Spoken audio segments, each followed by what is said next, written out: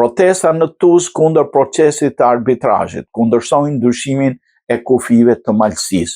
10 protestues u bashkuan para ndërtesës së komunës duke shprehur pakënaqësitë e tyre ndaj procesit të arbitrazhit për përsaktimin e kufit administrativ ndërmjet komunës së Tuzës dhe kryeqytetit Podgoricë. Protestuesit shprehen se me propozimin aktual rrezikojnë të mbeten jashtë territorit komunës së Tuzit disa zona që historikisht dhe administrativisht kanë qenë pjesë e malësisë. Sipas tyre, kjo përfshin një pjesë të Rakiqit, Kakariqit, Futndës, Luharit, Ledinës dhe një pjesë të madhe të Trieshit, Koshticës dhe liçenet të Rikavecit.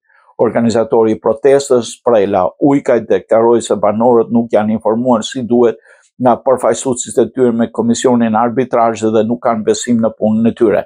Ne nuk lejojmë që Rakiqi të hiqet komunës së Tuzit, këto troje janë të malësisë dhe këtu luftojmë prej brezash, u shpreh ai gjatë protestës. Për kaq ai kërkoi dhe dorëheqjen e anëtarëve të komisionit arbitrazhit të emëruar nga komuna e Tuzit dhe paremëroi se banorët janë të gatshëm të ndjekin të gjitha rrugët ligjore përfshirë dhe institucionet evropiane nëse vendimi përfundimtar cënon territorin e malësisë.